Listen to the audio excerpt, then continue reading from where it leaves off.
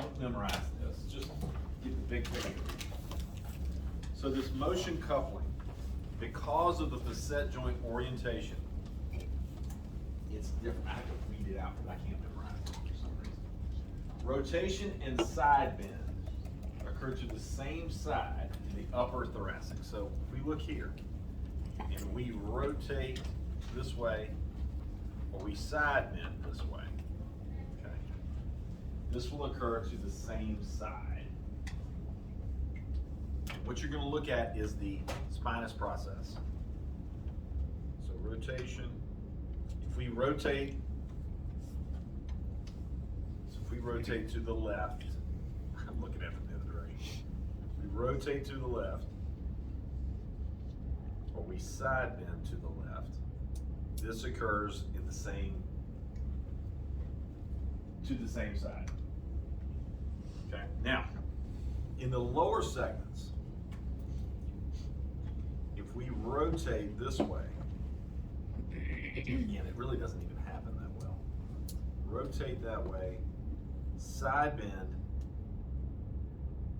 will occur the opposite direction. See, this comes this way there. Again, do not get too hung up on it. It's just different in the top than it is at the bottom, right? And that's due to the facet orientation. Capsular pattern, really non-existent, not a big deal. Main things I want you to get out of it are vertebral joint, where the rib comes in and articulates here. Long spinous process, that's protection here. In the next slide, we'll talk about that. And the orientation of those facet joints. Do not worry too much about the motion coupling. Just know that that exists. I don't want you to be completely blind to that. If you see that in the clinic, somebody starts talking about that. So we already talked a little bit about this. Spinous processes vary in their height. 1 through 3 is the same level. 4 through 6, a half one below. 7 through 10 is one full segment below. Where you palpate the spinous process is going to be one segment below, okay? And then it evens back out at 12. That's just a point of reference more than anything. The palpation of the thorax, suprasternal notch,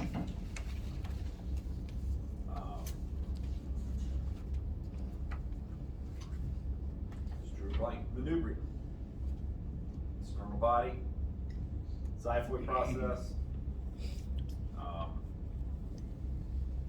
xyphosternal junction, articulation between the body and the xiphoid process, T8-9. That is the site of the central tendon of the diaphragm. So when we inhale and exhale, this is going to be where your diaphragm attaches and increases and decreases to allow for that inhalation and exhalation. Ribs 2 through 3 are palpated below the clavicle. We palpated rib number 1, right? We got to go inside the triangle here. Do not like that one. Don't like that one. Ribs 4 through 10 will be along the lateral chest.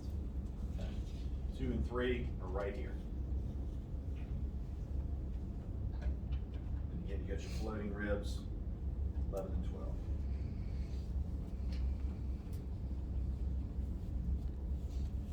Lumbar anatomy, rotation and side bend occur to opposite sides. If you side bend to the left, you rotate to the right. Again, capsular pattern really doesn't, I don't have too much to worry about that. Lumbar spine. Very rarely are you going to see a capsular problem in the spine. It happens from time to time, but not something we'll worry about. The anatomy is such. We've got 5 segments we talked about. Large vertebral bodies, even large, thick intervertebral disc, anterior longitudinal ligament. We talked about all these ligaments earlier. We look at the muscles. external, we're going to elevate the ribs for inspiration. The internal intercostals will depress the ribs during exhalation.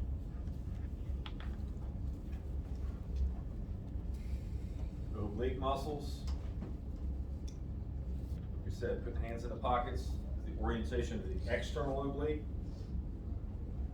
The internal oblique is going to be at a right angle to that, perpendicular. Externals will rotate the trunk to the opposite side. So if we have a contraction of the right external, it will rotate left. Okay.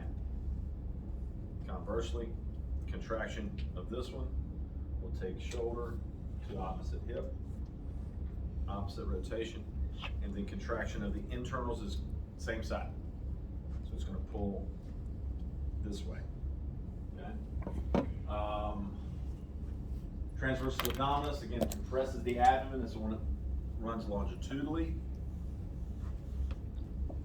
Rectus abdominis flexes the trunk all the way from the bottom of the rib cage to the pubic bone. That's our six pack. What's the line in the middle?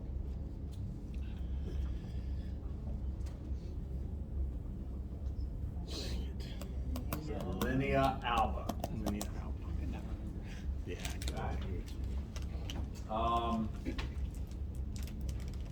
Which of these is the thickest muscle? What had the most bulk? The rectus abdominis. Rectus, definitely. Much thicker. Again, these obliques are very thin muscles that come around and wrap around. Transversus, deep, is also relatively thin. But rectus has got the most bulk to it. So it's a six pack, if you think about it.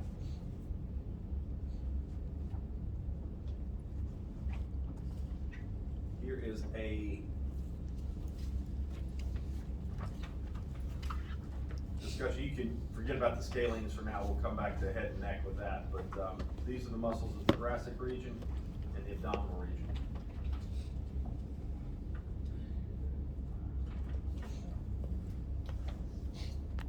All right. Posterior anatomy, surface anatomy, we're going to have the trap on the most superficial. If we peel that back, we're then going to see the spinalis capitis. The later scapula is going to be about the same level. The supraspinatus, rhomboids, all that. And then we've got erector spinae, deep to that. External oblique coming around this way. Thoracolumbar fascia, we said it's kind of diamond shaped. Here's the lat. It blends into this thoracolumbar fascia and attaches to the iliac crest and to the sacrum here. Lots of layers. Okay. Just realize that when you're doing your palpation, it's difficult to really palpate these structures, especially the deep. Quadratus lumborum, we talked about that. You don't see that on here because it's even deeper. This is hard for me to see. It sits more anterior, so it actually can flex the spine because of where it originates and attaches and depresses the ribs. Since it comes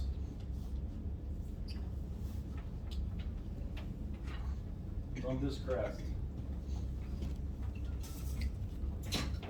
and attaches to the ribs here. So it sits just in front of the spine, so it is a weak flexor. You think about the spinal flexors, you're going to think more about the rectus and the obliques and so forth. But quadratus is technically a flexor. Really, really hard for me to see that. But it is. A whole lot easier to see these extensors. Again, we talked about these groups at length yesterday. The spinalis group, the longissimus group, and the iliocostalis. Again, ilio from the ilium all the way up to the costalis, which is the ribs. Okay? Longissimus in the middle, spinalis at the top. The deep extensors, again, we hit these semispinalis, multifidus, interspinalis, intertransversae, and rotatorius. Deep, deep, deep spinal extensors. Also rotators as well. Deep structures. Impossible to palpate, really. You could palpate these a little bit easier. But you gotta move some stuff out of the way to really feel it. Our posterior anatomy, here's our chart of origins, insertions, actions, innervations. Again, most of them are spinal nerves. I think the only one we talked about was different was a phrenic nerve, and that innervates the diaphragm.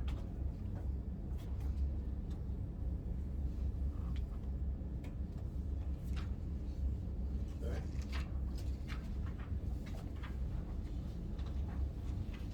This is a pretty good little chart. It talks about, because these muscles are bilateral, meaning they're on the right and left side, they will all have a bilateral action, which is all of these are going to be extensions for the most part.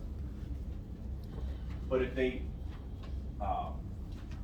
contract unilaterally, it will do some type of side bending, rotation on that side, essentially. Same side, or only one that's opposite is this thoracic here, and the multifidus. It actually crosses there. But again, these are all extensors as a group. Differing levels. All right. So here's our rib hump. Look at that. You get somebody to bend over, you see that right there? There's a reason for that. That's because this spine is not only shifted, it's also rotated.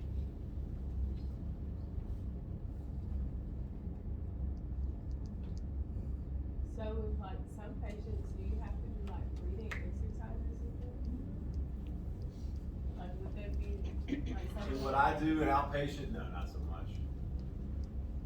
But certainly if you've got somebody in a more acute situation or in a hospital setting, yeah, you may talk about breathing.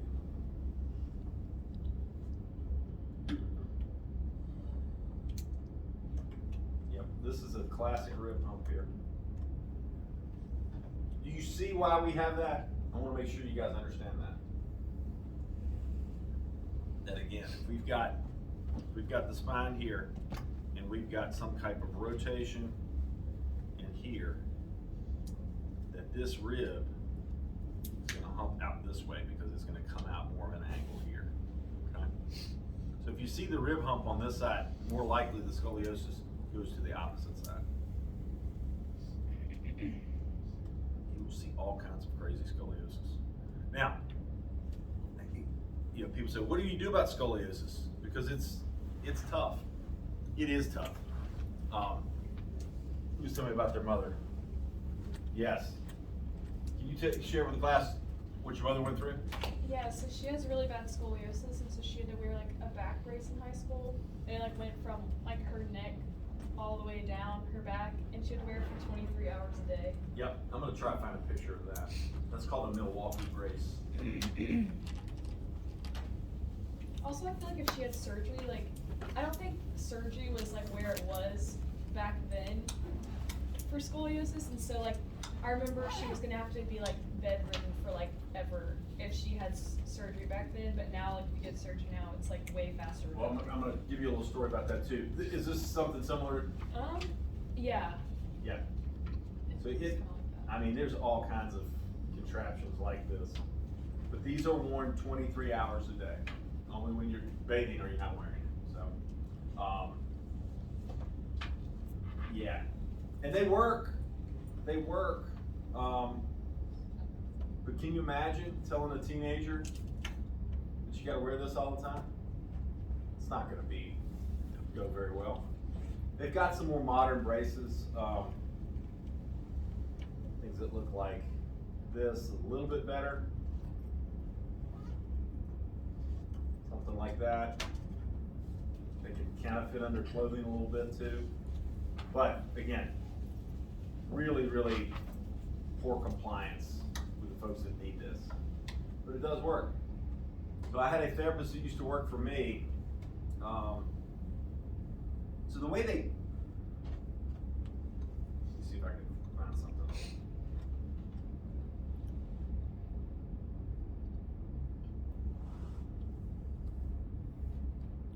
The way they diagnose scoliosis.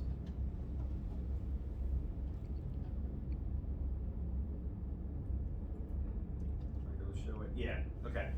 So what they'll do is they will take x-rays of a person and they will actually physically measure the angles that these are off. And I don't know the exact, let's say it's like 27 degrees. If it gets to 27 degrees, what's gonna end up happening is you're gonna have so much contortion of your spine that it's gonna start compressing your internal organs, okay? Breathing becomes more difficult. It can affect your heart, your lungs, all these types of things. That kind of makes sense, right? Because we're changing the shape and structure of what's going on here. So what happens, the therapist that I used to employ, she had, I want to say she had like a 29-degree curvature, and she was starting to have breathing problems and so forth. So what they do to correct this is gruesome. Let me see if I can find a picture of it. They basically fillet you. Yep, they cut you wide open right here, and they take these rods and drill them into the spine, and the rods stick out of the spine, and then they take these rods and they twist, and then they place more rods in here to hold it in place. So let me see if I can give you a picture of that surgery. It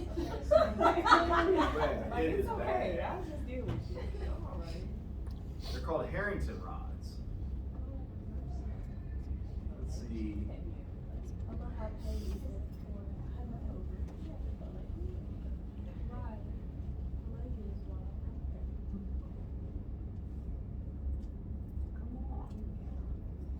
All right, the removal's even worse.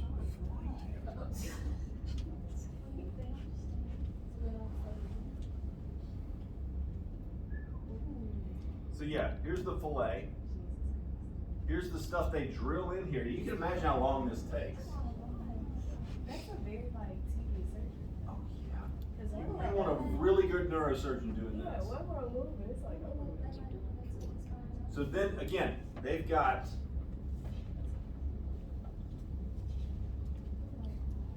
this is all the hardware and stuff. Oh, wow. This is showing. Oh, here we go. They will take this and they will literally twist the spine after they fillet you here. And then they put these other rods in here, and this is what your back ends up looking like that. You think that hurts a little bit? A little bit. Oh gosh. She said she did nothing. She wasn't with me when she had the surgery. This was before I hired her. She did nothing for 6 weeks. Nothing except sleep and take pain pills. It was that awful. But she grew like 2 inches because of it, because it straightened her back out. And she didn't have any additional trouble. It has to be like a little severity to like. That's why I said you got to get to that point where it's starting to affect everything else. But I want to say it was 27 degrees is the magic number. Once it gets to that point, they tell you got to have it done. It'd be really nice if you could do that, but you can't. So, but essentially that's what they're doing. They're completely rearranging the spine. Whole new structure. Okay? Look at all that hardware. It's a lot of hardware. They take it all out. They can remove parts of it. I don't know why or how they do all that. They have to be really careful with the surgery. With all the hardware you're using, infections. Yep. It's a big deal. Big deal. So if you ever see somebody after this surgery, just know what this actually looks like. So they don't have no range of motion in their spine at all after that surgery? No, they do have range. They do have range. This is not a fusion. It's just holding it in place a little bit better, aligning it better. A fusion is where they take the vertebral bodies and pretty much glue them together with bone paste, essentially. So the rods are flexible? I was about to say, you think it'd be The hard. rods, but you'll see,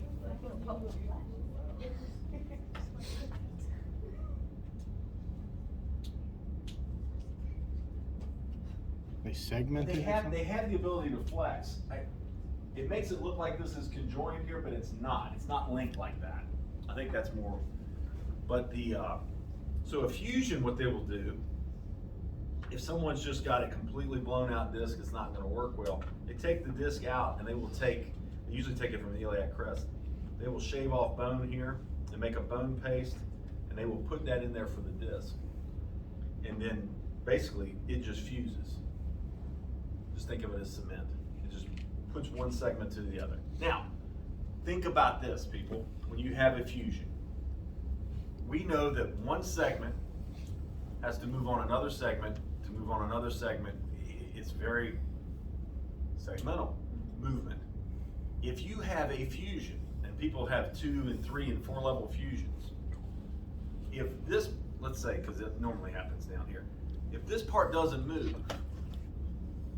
but you still have to bend over, what happens at the segment above and the segment below? Compresses. Mechanically, they get worn out, okay? So there's the problem with the fusions. And more time, it really upsets me, but a lot of times I don't think the surgeons tell them all this. They think, oh, these people are in so much pain, and Cameron, you can tell me, they're in so much pain, they're willing to do anything, right? Fuse me, I'm miserable. It's really a big deal to fuse a spine. Yeah. You're changing the mechanics above and below. He was really big into that. He's like, I'm not fixing you. Good. Then you got somebody that's legit and cares about you long term. Well, he gave it. If it happens to me again, Then you're looking at that as an option. Yeah. Yeah. Well, good. You don't want surgeons that are aggressive with that kind of thing. Okay, so like. Yeah. We should, like, as PTAs. Yeah. We should, like, should we try to avoid the patient going into, like, back surgery at all? Because it seems like with back surgery, there's a lot more.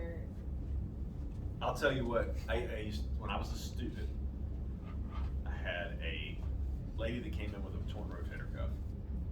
She had surgery. She was the nurse and the wife of the leading neurosurgeon in the state of Virginia. I didn't know this. And I start doing her eval and treating this lady, and he comes in and just sits down and just watching everything. And all the therapists in the place, is a big center, come in and start watching what I'm doing. I'm like, why are they watching me? Well, they're watching because Dr. Bruner is in here, and he's like the guru. Well, it turns out he turned out to be a pretty nice guy. He's a little bit arrogant.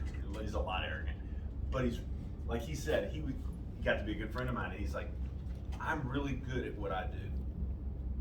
Really good. Nobody's better than me.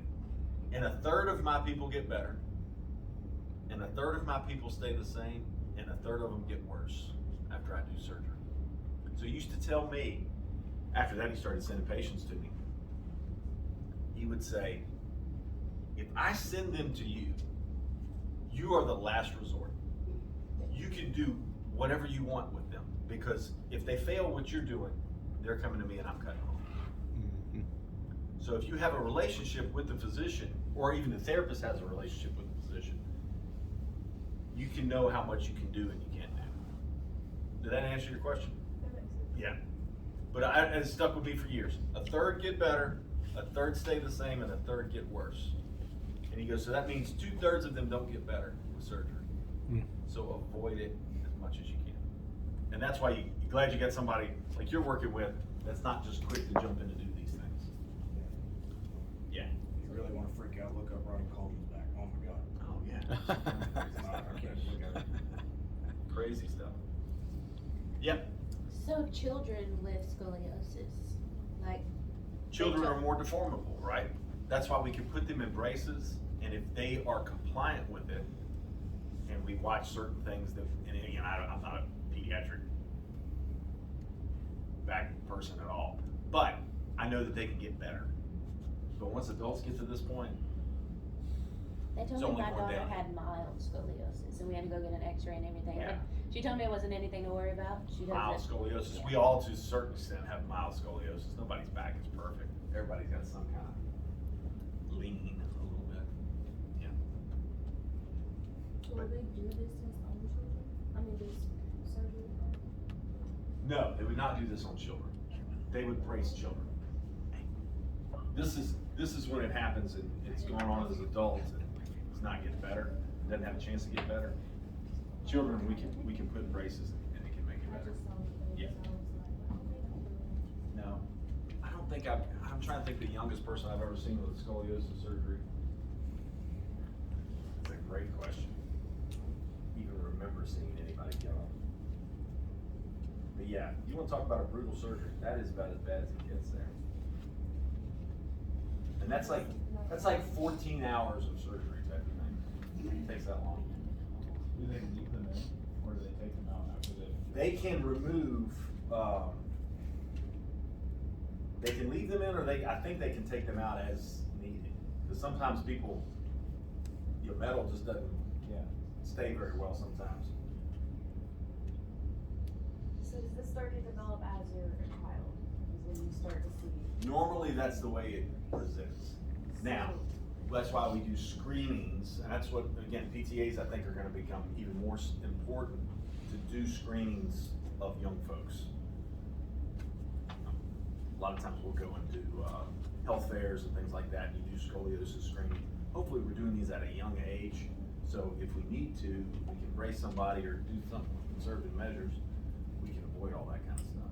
So is that surgery becoming less and less as We hope so. we see more children? I don't know that I would say that it's less and less, but that's the goal. That's the goal. But you can go, there are surgeons that is all they do, are these scoliosis surgeries. What essentially causes? Is it just What something- causes scoliosis? Ooh, that's a good question. I never really thought about it. You just start twisting like a little It could be,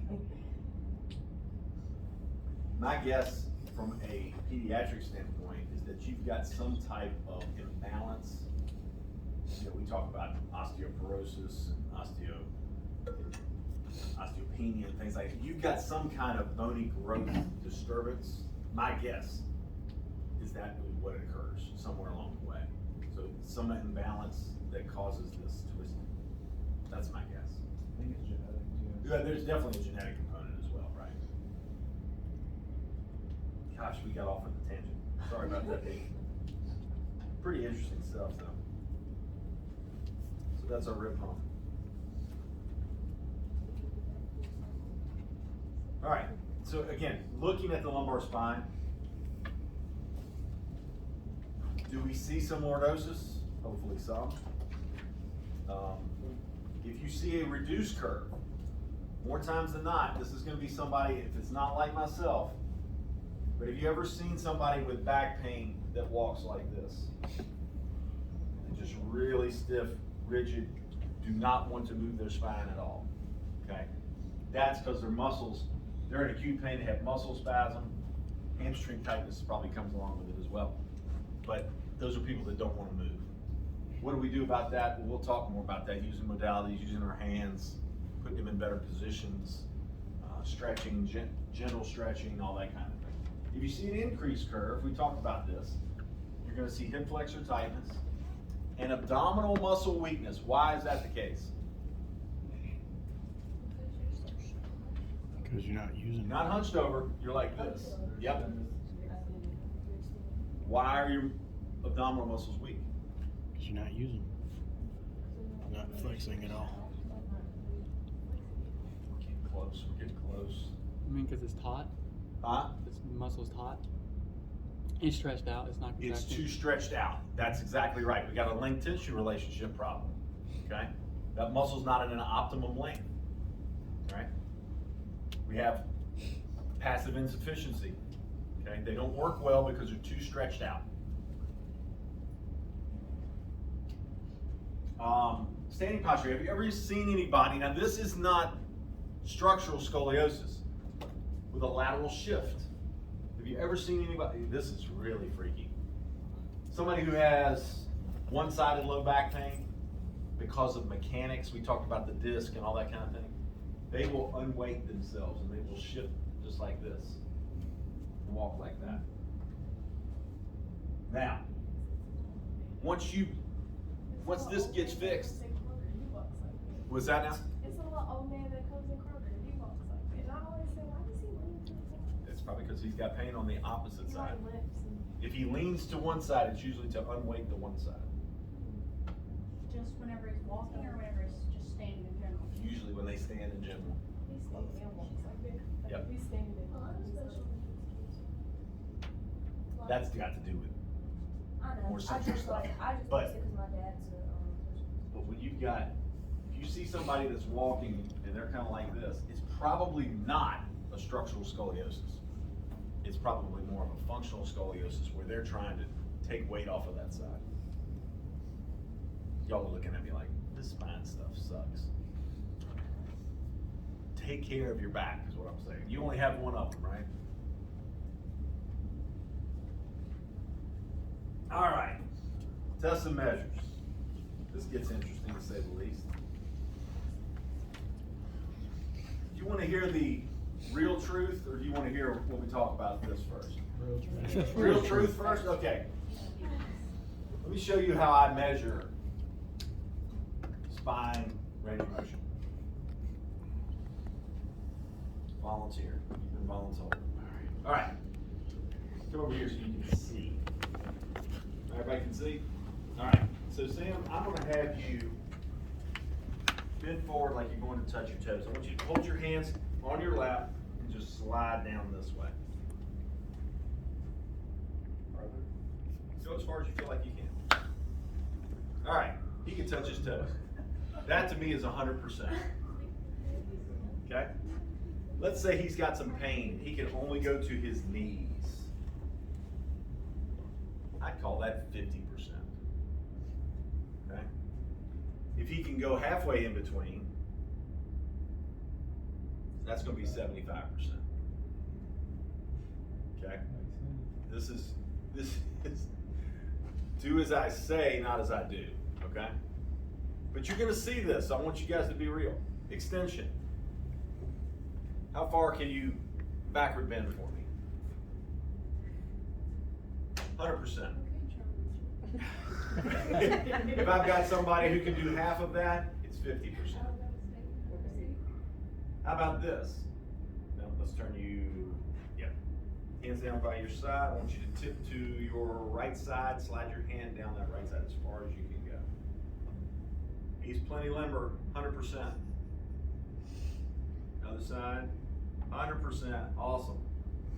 But if he can't do that, it's going to be varying degrees of this. So it's eyeball.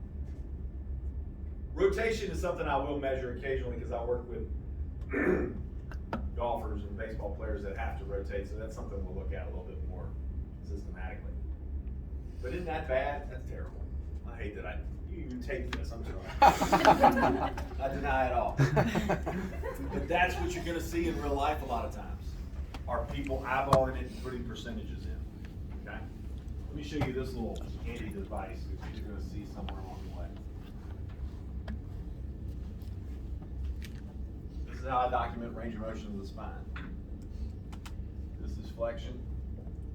This is extension. Right side bend, left side bend. Right rotation, left rotation. And what I'll do is I'll write that in the spine and I'll put lumbar spine, active range of motion, flexion, 75%. I may put pain. Let's say they can't do hardly any extension, 50%, pain. Right side bend, 75%. Left side bend, 75%. No rotation, 50%, 75%.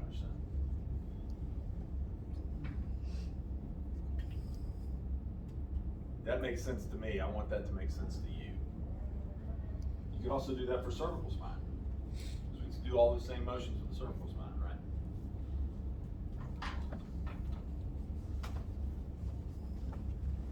right? Now let's look how we're supposed to do it. This just takes so long. You just don't have time to do it very well. So we're going to mark a spinous process for flexion between C7 and S2. C7 is easy to find, right? So we mark that. And S2, we know that this is L4, L5. We're just going to come down a couple segments below that. So we're going to mark that. Then we're going to take a tape measure, just like this. And we're going to measure this just like that. And we're going to say it's however many centimeters, inches, whatever you want to do. And then we're going to have them forward flex. And we're going to measure it again. Okay? And then we're going to take the big number and subtract the little number. And that's going to be our motion in terms of distance, if you will. Right? That's not in degrees, right? 4 inches, 10 centimeters, considered average for healthy adults. Let's everybody measure this. Everybody got a tape measure? They come in your little things, right? All right?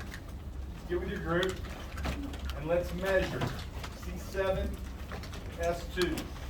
Measure it in standing, then you're gonna measure it in full flexion.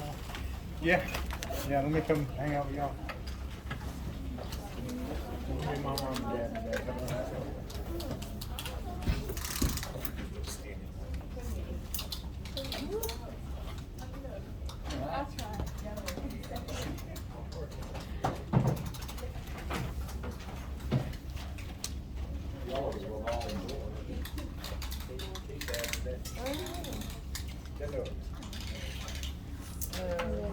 Mark C7 and S2.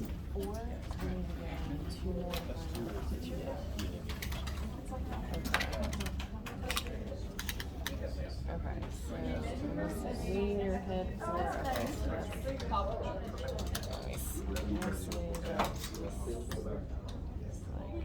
19. Okay, so go ahead and go forward. Grab one of those. Don't need to come out all the way. Go anymore. Okay. 21.5 minus 19. Okay, this one's confusing me. Okay, so I think, yeah. So we have to Anybody having trouble with voting landmarks? whatever you got for C7, S2. reflection units. We good? 19 and 21. 21 and a half, and then minus 19. Would it not be the same? 4. Okay, yeah, that's probably right. Okay. Yeah. So, Oh, 20, that's fine.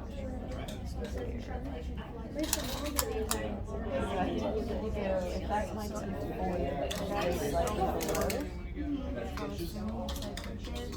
Okay, so then that is Just slightly below. But were you going full?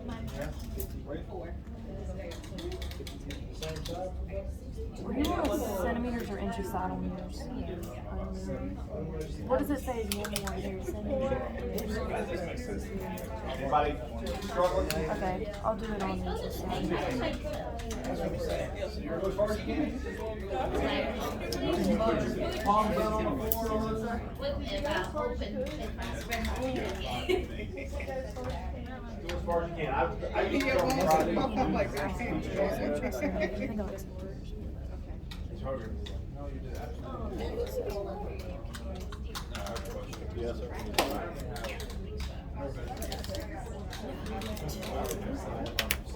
Centimeters, and now flex again. Okay.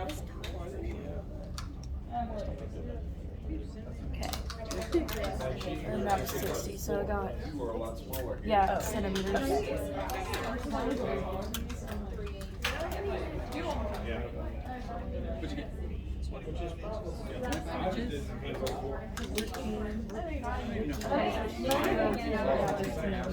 feel like you do it down. Well, I touch more, but yeah. So What is her switch start? on C7 and S2.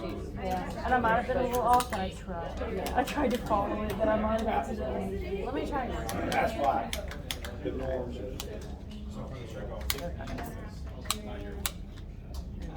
Yeah, do it that way. I'll show you a couple different ways. I think the toppers and all this good stuff. Is it issue?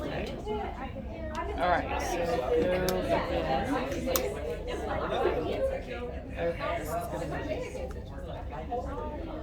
that would be 4 because you were 18.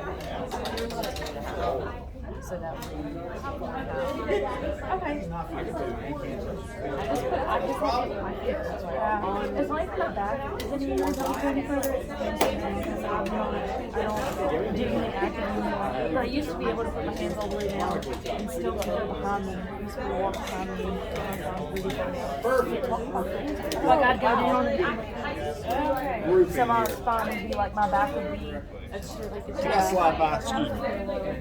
I can't do that anymore because I don't stretch anymore. I don't watch it. I think it's not really active. Well, but I mean, that's what matters. That's what you would measure, I guess. You know, like work on industry flexibility. Yeah. I feel like the hardest thing is it's easy to I'm not going to do it except How many inches of flexion do you have?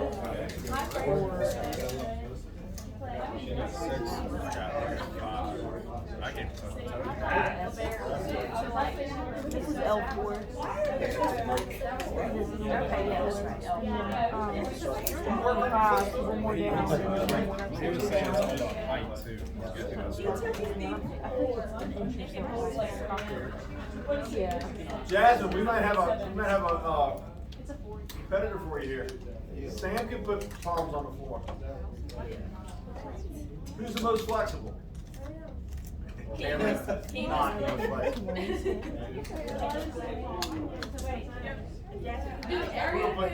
We're gonna put Cameron and Levi in a room, just tell them to go stretch. Come on out.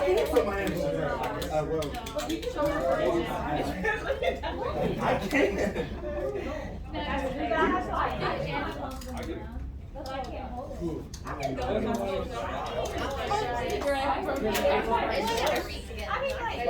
Am I allowed to try?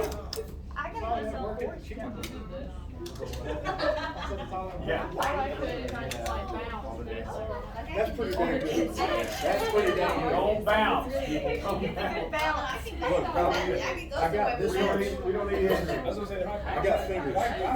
All right, are we good with this one? Y'all feel pretty good with that one? All right, that's pretty easy. Now it gets a little more interesting. I think this is really easy, to be honest with you. So, fingertip to floor. What if they can't touch the floor? If they can't touch the floor? No, if they can. If they can? Then it's zero? Then you just move on to the next thing. Okay, You say, then they're good. Within normal limits. We gotta be able to hold our finger on the floor. But think about it, you're not measuring people that are in good shape. Most of them are gonna be have back pain, and you know they're gonna come to here and they're gonna go, ouch, can't go any further. Is there normal ranges for them? It's something you're gonna measure. It's really easy though. There were some norms for the first one. I think it was 3 inches, 10 centimeters, or 4 inches. Yeah. My fingertips. But this is easy, right?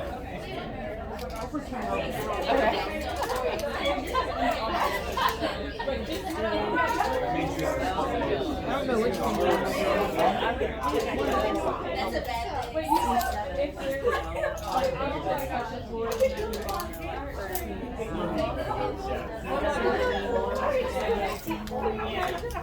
The normal limits. but I get to just drop the numbers. I was in the order for like 10 seconds.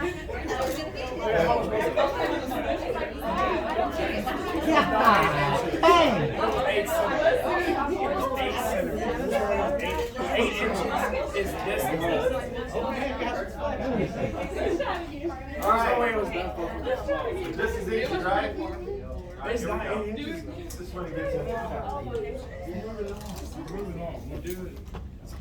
This is a bubble inclinometer.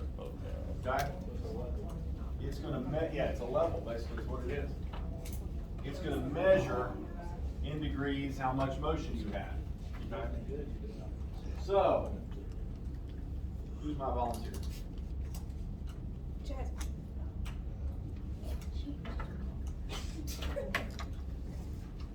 We only have 3 of these things. These are expensive and hard to come by. So what you're gonna do is you're gonna take this, you're gonna put the first one, you use the same, see how often I do this, I have to look at all this. T1, I don't think T1 is right. We did the same thing, I guess it's C7, T1. Okay, and I'm gonna mark here what the reading says.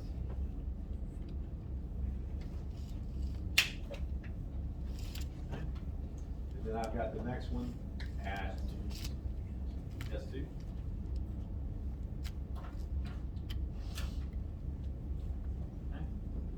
Now have you been forward? Head down, as far as you can go.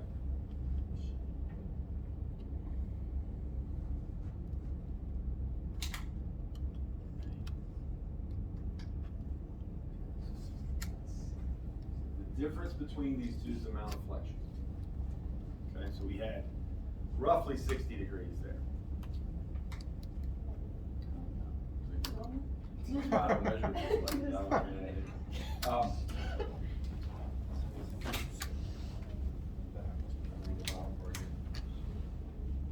For screening purposes. So I'm gonna pass these around.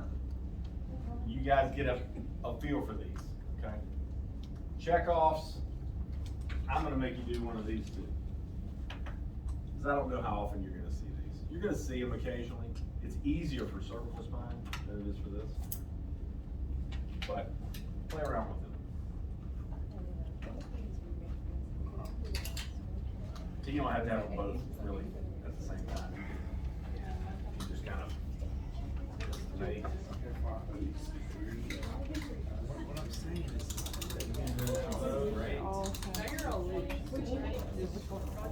No, definitely not. They go in these, they go in these blue things, and they're over there on the exercise. Whatever y'all want, right? okay, can't do it. You look at either one. No, you're It just good. gives you a baseline. So like if it's, so it'd be up here, right?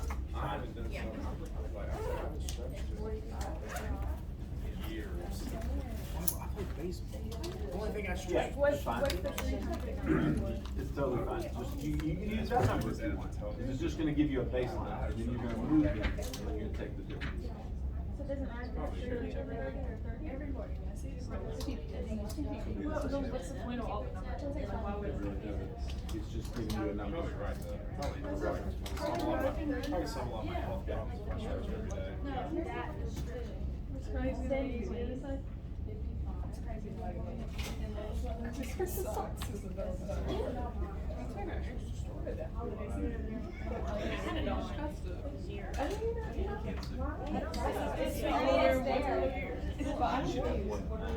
But which number do I read? It's either 220 or 50. Which one did you read the first time? Did you read this side or that side? Okay. That's fine. What was it, the first number? Y'all gonna make it straight. What's your saying? Yeah. 35. Now it's. 110? No, no. Yeah, I actually. Yeah, but he's super, no, you seriously. I read it. You know, come back up.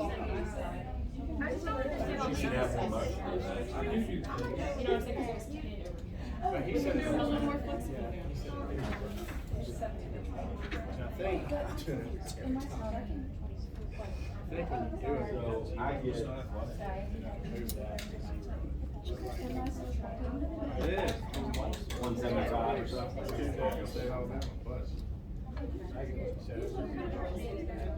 I had stress since I stopped playing baseball when I was 17. Now I'm 21 years old.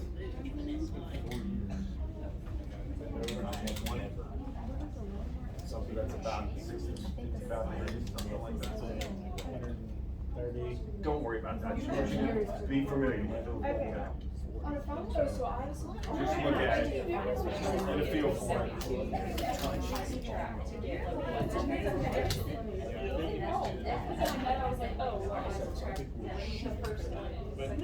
Zero is first. Yeah, you can zero it, or you don't have to. It's just a number, it's just a basic. Not thinking about it now. I measured and normally just subtract those and then I do it again after with it. And then I just measure it for You went in Well, at first I thought you were saying like subtract him like standing up with him flexing at the seat. I don't know why. I mean, You're just trying to measure the amount of motion that's correct. you can do like Yeah, that's about right. It's Yeah. like it was saying. She was 60. She's got a million numbers. It doesn't say what it is either. It's just numbers. Okay. That is a math. Oh wait, I'm sure.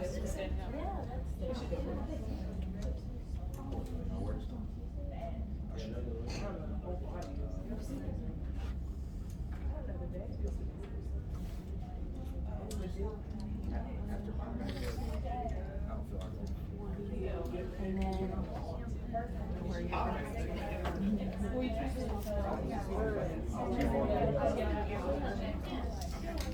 Yeah, just choose your number that you're Pass it around when y'all, we only got a few of them, so. It's not the easiest thing.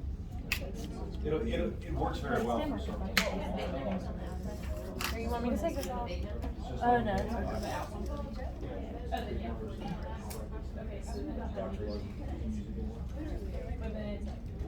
But then I bend over. So you have to. All the numbers are in this business.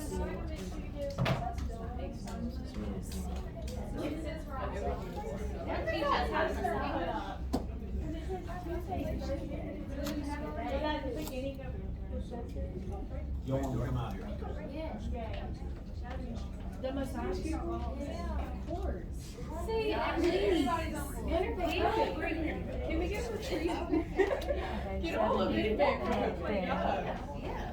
I do that. When is it? Oh, yeah. I think that flyer's really way Ridiculous. No, Anywhere else? And then what would that?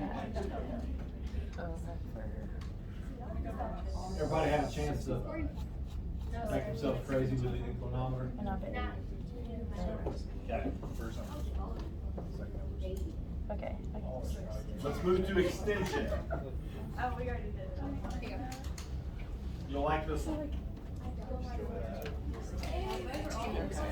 More of the tape. Do you measure it from here to here? It's gonna be less. It's the measure for extension. Okay, I guess I'll go. How do you keep the tape? Do you want to Conform to this. Yeah. Then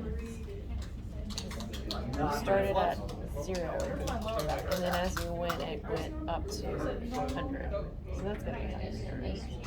So you put the line, when you put it on there, you put this here, and then as they go, it goes there, so you went from 0 essentially. I don't know though, this already had a number right when you started out. Like, you knew something, you subtract the numbers. Well, I think he said you could start anywhere, like you could start at 20 or something, but I mean, yeah, I don't really understand. To me, it's like you would put the 0 where it's at in the beginning, and then as you go, then you don't. Yeah, that makes sense. You guys have this? You all have this? Maybe Jasmine, have you guys had this? Jasmine, did you guys have this? Let's maybe that side. Yep, measure straight and then measure this is between. You know the one that be like, Okay, now you go back to extension. Y'all like this better now? I think it's the same. Yeah, one, I like, see, just yeah. like the offset. Yeah, you go back. I'm so confused. They're still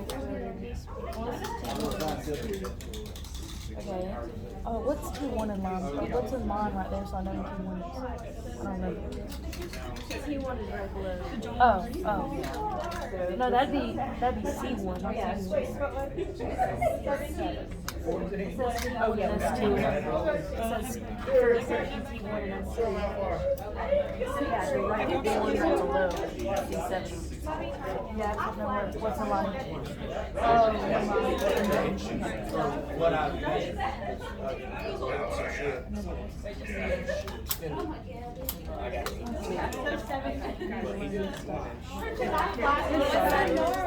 All right, you ready for like goniometry? the other way, where your back's facing you. Lateral flexion expansion, you can measure with a goniometer. Your axis will be approximately S2. Station your arm perpendicular to the ground, movable arm in line with C7.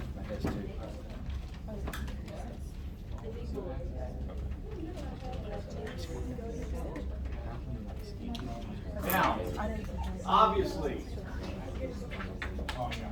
you have a curve here. You are lining up with C7, taking into account that convexity here. Okay? You don't have a curved goniometer. Question. Station your arm straight down, perpendicular to the ground. Question. Yes. Okay, people substitute. So what would the substitutions that you would possibly see in this? For lateral flexion, Yeah, they'll tend to rotate. They'll tend to go like this. You got to keep them in the, what plane is this? In the frontal plane. Frontal plane movement. Got you? So is there a cue to like slide your hand down? I usually tell them, stand your feet shoulder width apart, hands down by your side, slide your hand down your leg as far as you can go. Do not rotate. keep your shoulders. Keep your shoulders parallel, or yeah, however you want to say it. Dude, it's very important in here.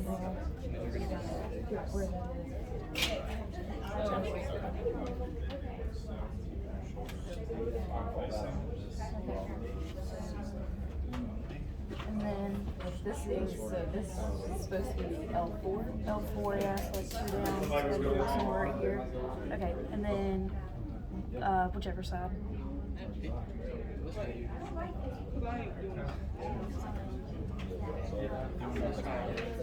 Okay, got 31.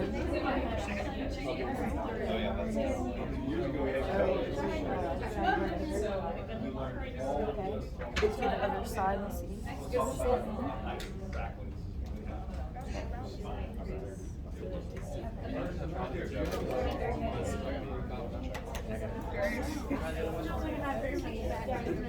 This one, I think you can move further, about 40.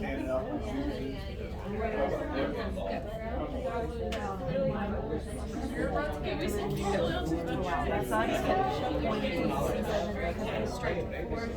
This one I feel like is pretty easy. Okay. For like 10, 12, 15. I was just fancy. That's your L4, so it's really like right here. Yeah, Okay, go ahead. What's normal? 35. Oh, degrees? Yeah, probably. Yes, it's lateral flexion. Okay, that's not bad. Your homework. 26. It's hard to it's hard to visualize the C7. I just kept looking up at it and making sure it's pointing towards it. Okay, let me try to. Yeah, you're Here, alright, go ahead and bend. It's on the next slide. Alright, yeah, you're better on this side, or maybe I was better this time because you were 40. People are looking for norms, here you go. Yeah.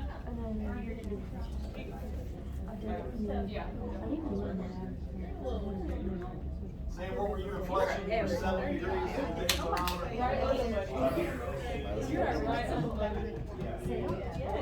55 to 60 is normal, you are definitely heavy. I'm not, everything. Side bend is 35. Right side. Alright. Yeah. Okay, go ahead and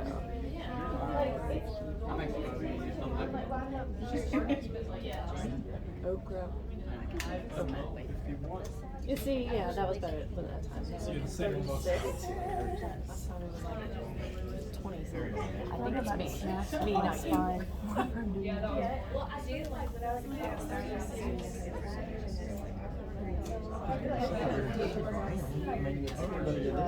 like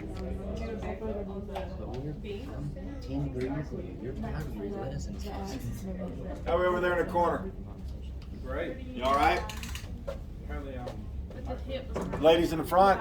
He's hyper on his right side, He's hyper. but he's completely normal on his left. Huh? first normal reading. Look at that posture. Yes, I walk around the slouch. 21 going on 65. So with flexion, which is better to do for the inclinometer or inclinometer or the tape measure? Because I feel like If you're skilled with the inclinometer, it's probably better. more accurate. I think it's more accurate though. I mean, it's really easy to measure it with the tape. So Okay. that's what I do. Either one. You measure with the tape? No, I do Or you that. don't do this at I all? do the I'm idea. sorry. Yeah. Do as I say, not as I do, type of thing. I get it.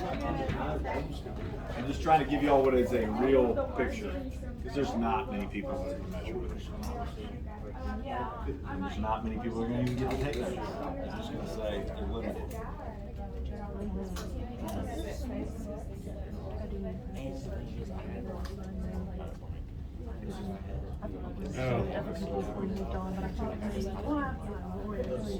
Yeah, it's on there's 35. Yeah, 35. You got close? Yeah. All right, rotation. Again, substitution you were talking about, big time with this. So if we're trying to get, what I usually tell patients is this. This says patient seated with foot on floor to keep neutral pelvis. That's fine. But if you want them in standing, because I've got everything else in standing, I will make them turn their toes in, because that locks their hips. They can't cheat there. Because if I stand like this and I rotate, most of my motion is actually coming from my hips. Toes in and try to rotate will be relatively pure. Oh, it's all good. Yes, in the trunk. You see the difference? I feel the difference. Yeah, big difference. Huge Like, difference. nothing's moving. Yep. That's cool. So you can measure this in sitting. I think standing with the toes in is much more accurate, but there's nothing wrong with this either. Is that They're standing. if you're short, If you want to use a goniometer, you should do it in sitting. Are we gonna do it in the Yeah. We'll make you do this one to check. so that it's. You gotta get over top of it. Yep. You have a question? Okay, good. What do you mean, like, if you want to use the goniometer? Like, are you just saying, like, based on what you do? Okay. So, You gotta use honestly, it. I don't want to use the goniometer, but. You have to use it. Correct. Well,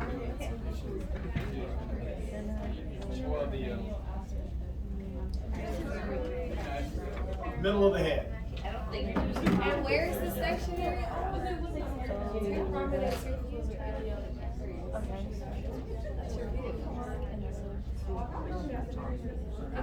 So we said, listen.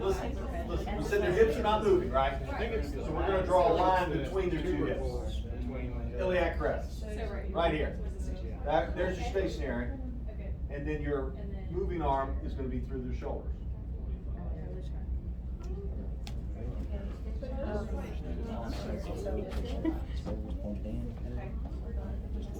Top of the head. I'm trying not to rotate my neck. So when you start,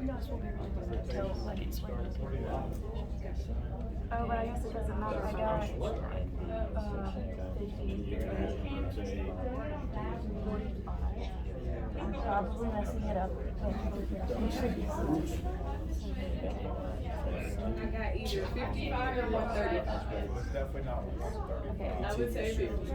That's going more. Is it good? I'll do it again. Where's our stationary? Yeah. The iliac crest. So the iliac crests are right here. So it's basically parallel to the wall here. Yep, that one's gonna stay. And then you're gonna have her rotate this way. And you'll line this up to her shoulders. No, it's pretty good. I got a look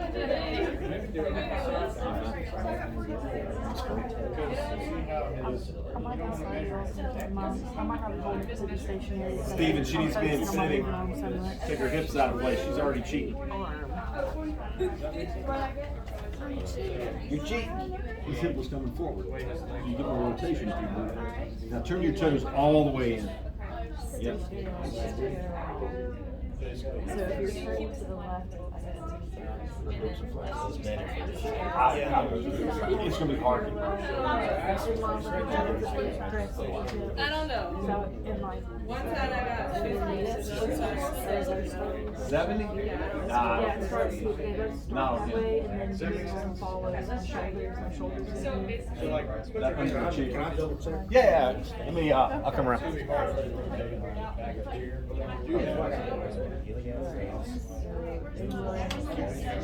I were to do this,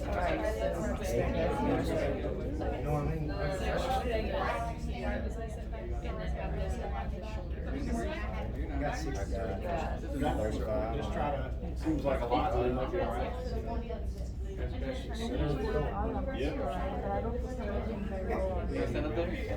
Okay, dude, try the. Okay, that's better. That looked good. Yeah, no, Yeah.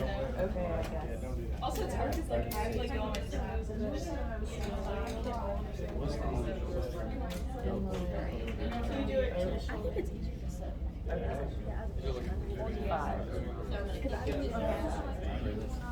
This one.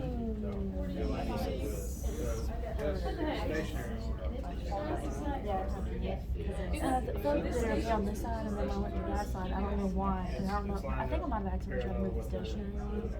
Yeah, but it threw me off. Yeah, it's hard. you're more flexible than me.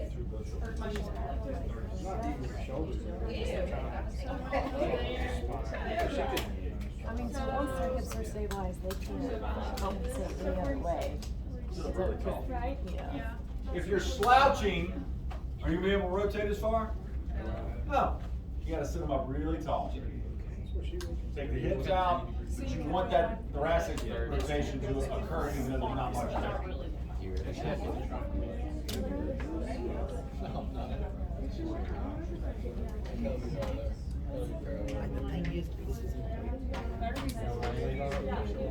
You can try it on the mat, she can stand over.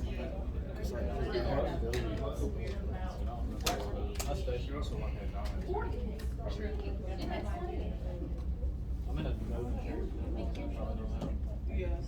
Hey man, that's in the normal range is 45. There's your normals. Rotations around 45, side bend was 35. Flexion 55 to 60 with the inclinometer, 10 centimeters, 5 centimeters for extension. So obviously flexion is going to be twice as much as extension in a normal setting. Rotation a little bit more than lateral flexion. I have 90 degrees for her. 90 degrees of what? Rotation. Rotation? Let's see it. Alright.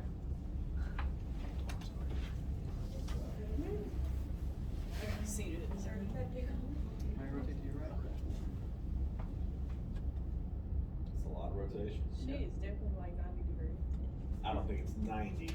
If I'm looking at it from here, I'm looking at her shoulders. Yeah, it's Still 75. 75. It's a lot.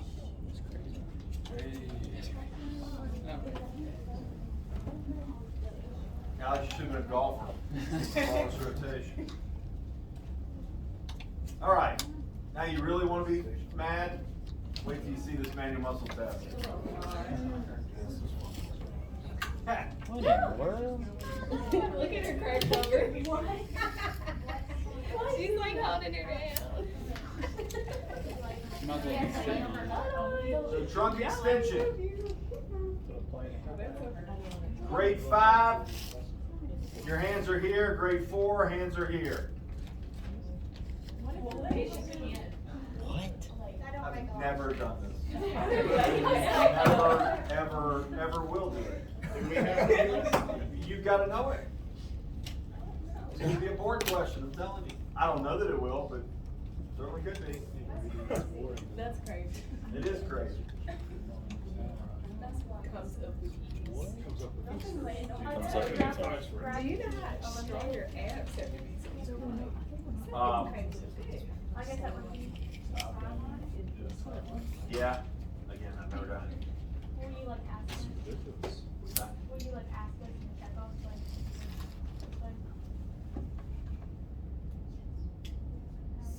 So there is nothing. Grade 1, you're going to palpate for contraction. Grade 3, could they come up part of the way? So, Dr. Leatherman, what's the truth behind it? Like, the real, what do you do in the real life? When you, Real life? You Never don't? tested. So we're not on the checklist? I can't remember what your checkoff is.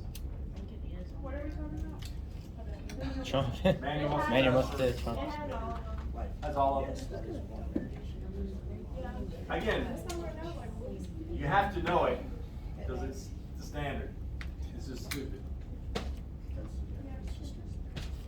So, start from 5. Can you get somebody to come all the way up with resistance at the feet? I don't know. Don't know what that is. Full range against gravity. What's their full range?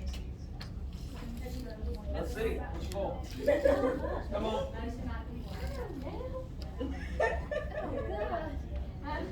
That's pretty good. That's good. That's good. Yeah, they feel very good. Have you ever done this? No. Do you ever use incline monitor? No, No. I just make sure they're functional, that's all I do. Yeah, but you have to be able to standardize something. You have to standardize it, that's why they have all this stuff. Cause then you get into, well, my shit is this. That's what I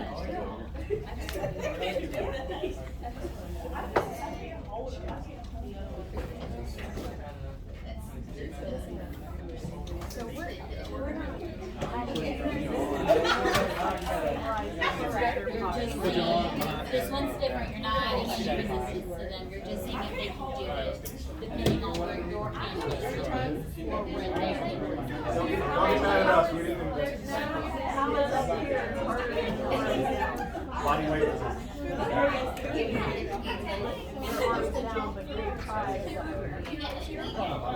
I can see how that Shooting might. weight further away from the axis. So you have more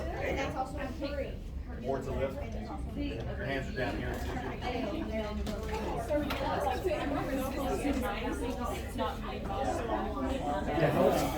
Hold mine. If he can do it, how you hold your ankles. If he can't do that, then he's got to move it to his foot. If he can do it there. I literally don't ever look at this. You better hold yourself. I'm not worried about straightening their back. I'm worried about their flexibility. Why would I do that? Because they're hurting. There's no way I do that. Look at me. Yes, ma'am. Lifting their head. Palpating to see if they can contract.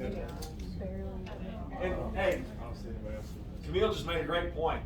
These people are hurting You think this is gonna make them feel better? No. Absolutely not. I'm not doing this. I'm not doing it. Why do you guys have to do it? Because you have to know it. It's the standard. Yes. You were talking about like min, mod, max, right? Like for the last checklist. All of that for min, mod, max. You are not adding resistance to them at all. They're just doing the motion. There is no resistance. Yeah, so the min, mod, max doesn't apply to this one at all. Just think of lever arms here, okay? So here, pivot point is a little bit lower, and they're coming up against with a longer lever arm. So that's grade 5. Grade 4, a little bit lesser lever arm. And then if you're looking at just thoracic, it's even less, right? Less movement. Same thing here. Again, never done. Reflection, hands behind, takes weight further away from the axis of rotation. Here it gets it a little bit closer. Here it gets it even closer, makes it easier. So 5, 4, 3. What's our left hand? I'm sorry? What's our left hand? For left hand, Like it's holding it. it's just supporting. I think it might be, she's just making sure they clear the They table. clear the table, yeah. Shoulders or shoulder blades off the table. So clearing the table is a 3. No, Yeah. with the arms out like With arms that. out like this. Well, you gotta go all the way up. You gotta look at the arms. Everybody watch Ariana. Here you go. Here's a 5. 5.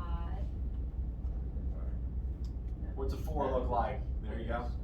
There you go. 4, 3.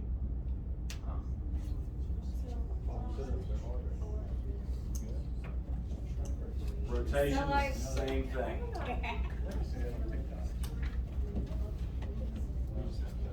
Okay, so what we usually do, like maybe when muscle testing, we ask them to like go through the motion to see if they're a 3. So like in that, I would start them out with their heads out. Or like, how would they go? If you wanna go by procedure wise, I guess then yeah, you would see if they're start off as a 3. Cause I wanna jump like But straight they're to all the- gonna I be would against just- gravity. Again, you don't have to do it, just know it.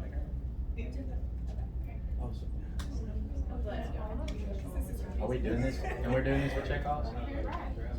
You know it. So if you ask me to do this in checkoffs, could I just take her through, can I just take her through the grade 5 first and be Perfectly done with fine. it? Perfectly fine. Is that the same with you, Stan, or? If I ask you to demonstrate a grade 4, you should know what a grade Okay.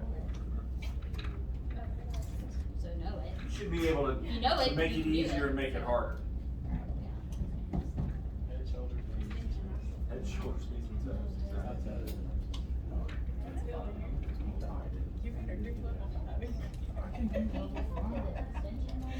Thoracic versus trunk.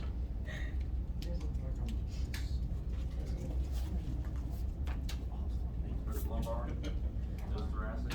Just where they are off the table. So the trunk one, 4 hands So, are over. All this is doing is, so the rotation is occurring here at the lumbar spine. So it makes it harder. And then thoracic, the rotation's occurring mid thoracic. Or not rotation, extension. Okay. No, I think the person.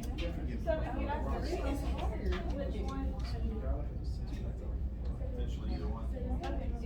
Yeah, But you would specify, like, how would you say, like, this is one, so the other? I would say trunk extension, emphasis on thoracic. Wherever their positions are. Oh, and then that one, 3 is for. So they're like getting Someone with back pain for this position. I mean, it's just. You're gonna get a hernia. Yep. Either that or she's starting. Yeah.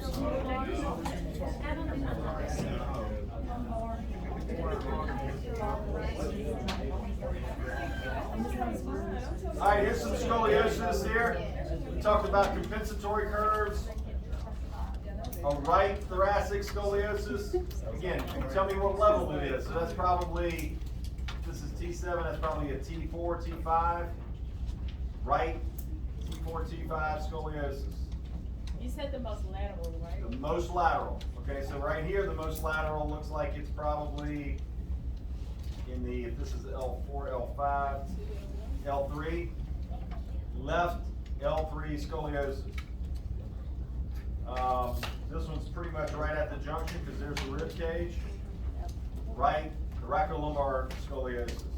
Left thoraco. Now, this is one that's got a compensatory curve. We don't know which one came first, chicken or the egg. But to straighten this out, or to attempt to straighten it out, let's say this curve came first, then it's going to have a compensatory measure to straighten out the area at the bottom. You would describe this as a right T3, T4 scoliosis with compensatory curve. Left lumbar, probably L5 scoliosis. L4, somewhere in that ballpark. Does that make sense? And again, the big picture here is that this is not a frontal plane thing. It's not just this. It's got this component as well. Because that's what's going to give you the rib hump. Okay? Make sense? Think of it as a twist. It's 3D, not 2D. So scoliosis testing, and this is something, again, I think the PTAs are going to do more of the screening. Patient is standing, you're seated behind the patient, patient bends down, sliding hands, positive test, an asymmetrical hump, observed on the lateral aspect of the rib cage here. Functional scoliosis disappears during flexion. You will see this occasionally, okay? We talked about a functional scoliosis is the person who's got that lateral shift because their back hurts. If you can get them to flex, it should straighten out because it's not a structural deformity. Does that make sense? The structures will align in that way. If it is structural, meaning are their bones twisted, you will see that rib hump. Okay? And that can displace your hip, right? I'm sorry? Scoliosis can displace your hip. I know a guy that has severe scoliosis and he has a displaced hip. So I don't know if maybe that. What do you mean by displaced hip? I think it's just kind of, in a sense of dislocation of the hip. I don't see how it could affect the ball and socket of the hip. But I can see like an upslip of a Like- pelvis. like the crest, Maybe yeah. that's what it is. Yeah. You could have that certainly. But not a hip, a true ball and socket hip issue? No, I don't think so. All right, a couple special tests. Valsalva maneuver. Anybody heard this before? Okay, subject is sitting. Everybody sit. Let's do this one together.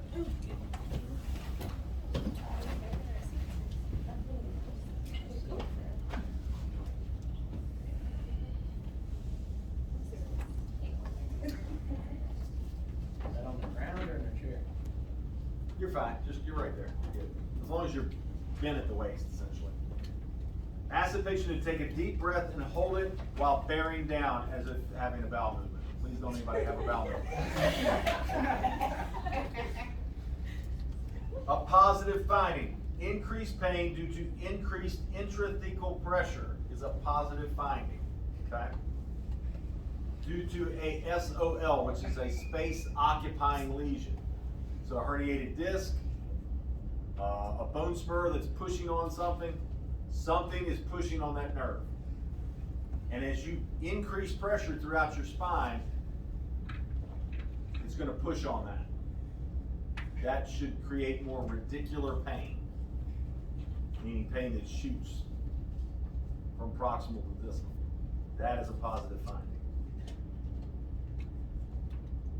Again, pain may be localized or referred to the corresponding dermatome. So if we've got a C7 disc herniation and we do that, where are we going to theoretically feel pain, numbness, tingling? 57. Okay.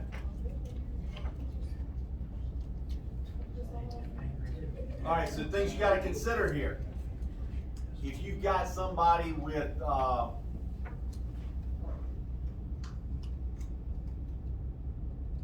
you can't have certain populations hold their breath and bear down.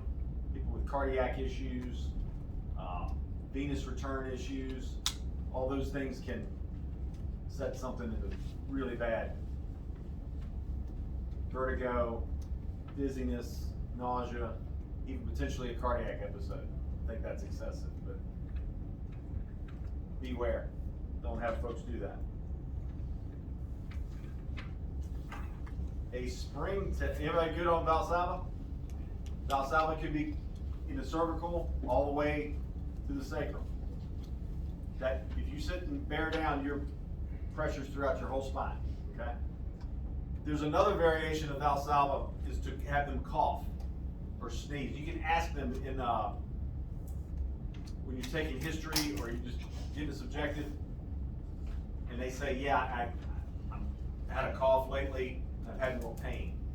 That is also indicative of a Valsalva. Because again, when you cough or you sneeze, you increase that intrathecal pressure.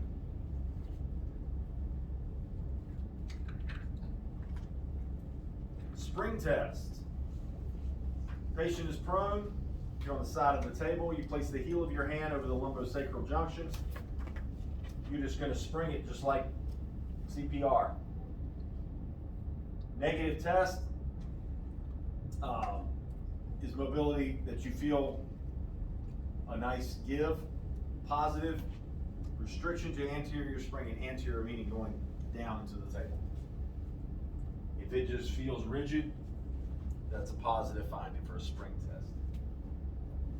And I'll do this, not just the sacral level, I'll do this throughout the spine. This gives me an indication of their hypomobility. Pretty subjective test, so it's not really something that I would consider have good inter-tester reliability. Here we're getting into pretty standardized tests here. This is called a unilateral straight leg raise.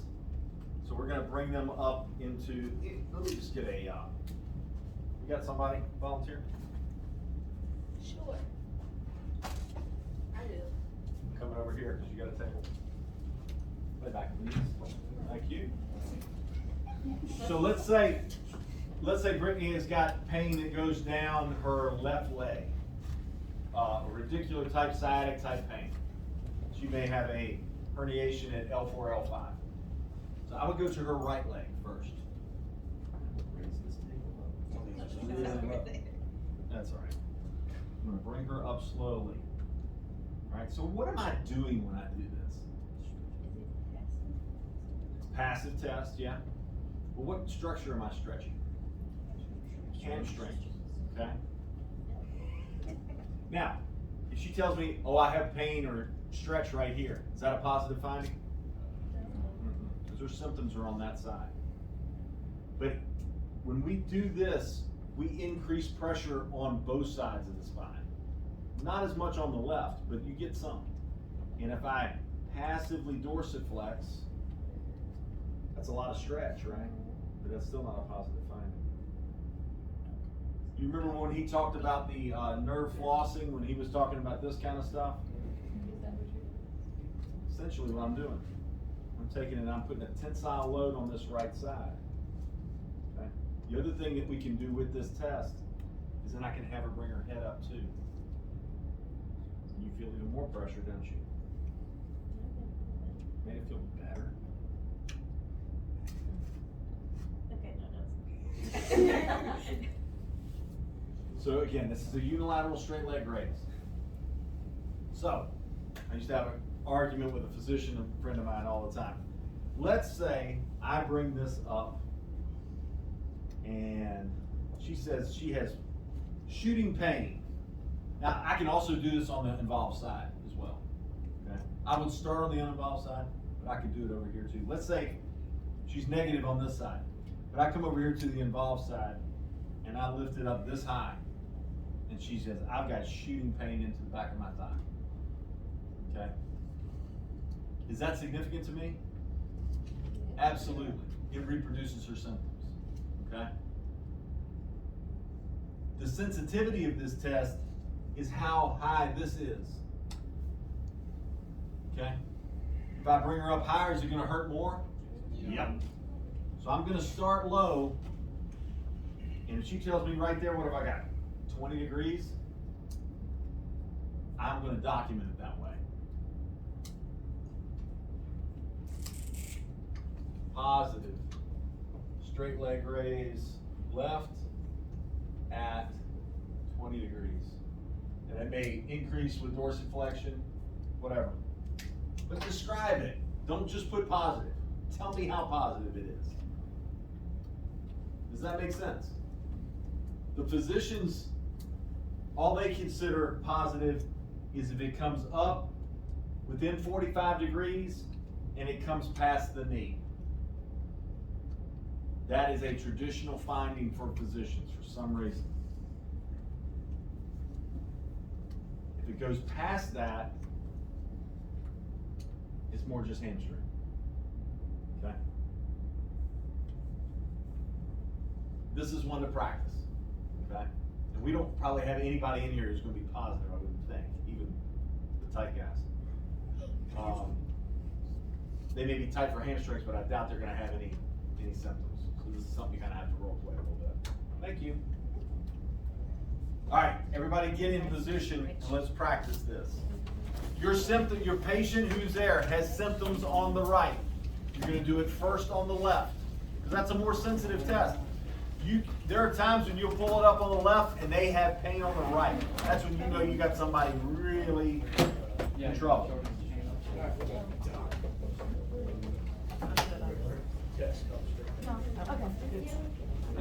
We got to be smart with you on this one. All right. Well, we're not gonna. I'm in pain. Look, I'm fine. I'm good. Yeah. But I mean, Don't make it worse. Sometimes you get that thing further out. It's gonna be a week of that. So But if I but he said it would be before we get like an FU. I think they go. Yep. I wonder if this would matter. Does this matter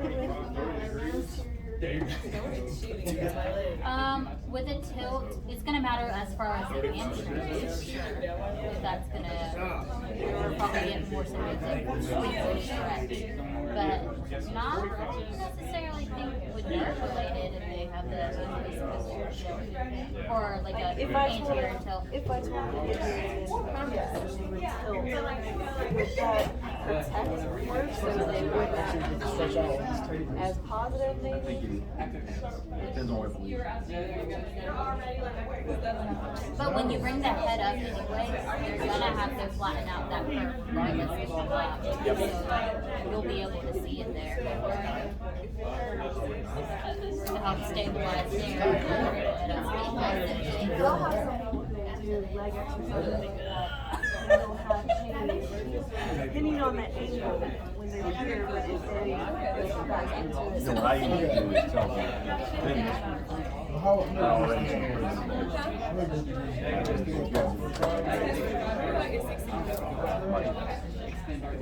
them like this. You already had the arch here. Yeah. So I always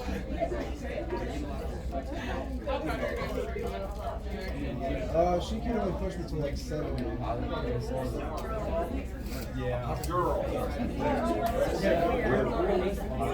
Girl as in around the spinal cord. Here's the thing, once you get into a certain. It's not like a. It's like a year. And then if you break it out, None of this should it's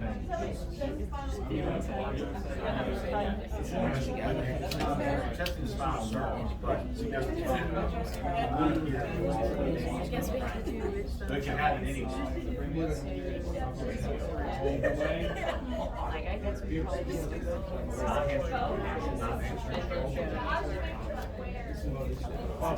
Usually they'll say, I've got shooting pain. He said the spring test was, they were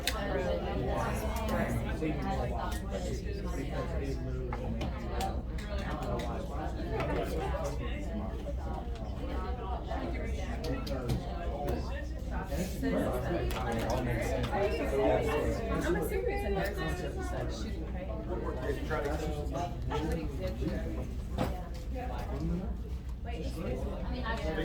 Cause I stretch all the time, and I've heard it was going Angle. Yeah, no, my leg was like right like here. Gerald and Monty. It's just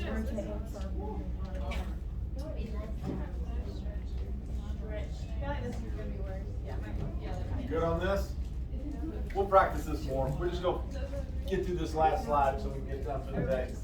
Slump test, basically the same test in a seated position.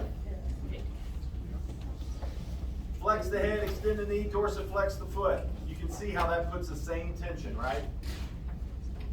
It's just in a seated position. Why is a seated position significant? Because you're like compressing. It's loading the spine. Okay, if they're laying all the way back, the back is usually at rest. If we're in a seated position like this, her spine is loaded. So she may have more symptoms. People have more symptoms in sitting than they do laying down. So it's a little more sensitive. So do you usually do the slump test first or second since it's more sensitive? That's a great question. I will usually think about it. I usually do the slump test last. Because usually when I go through all this stuff, range of motion, then I put them on the table, I'll do like a spring test. I will then flip them over. And again, sometimes flipping them over is a lot of trouble for these people. I'll do the straight leg raise, I'll look at their hips, I'll do passive range of their hips to see if there's a problem, and then I'll finish with them in sitting. So is it pain provoking? It is pain provoking. Yep. Very similar to the last test in terms of what a positive looks like. Okay. So y'all don't freak out. We'll work on these tomorrow. I just wanted to get through it. So these are all for nerves? What's that? These are all testing like nerves? These are all testing nerves, correct? And remind me, I've got that one that was at the beginning of, It's like some movements. yeah, Sperling's test. I gotta show you all that too. So we'll go over these last three. These are really good tests, and you're gonna see on just about every spine patient, so we gotta get really good at these, okay? We'll practice those tomorrow. Good work. Go eat your lunch. You go take a quiz. I'll meet you guys in the community room with all your stuff at 1. The room at 1. And you can break up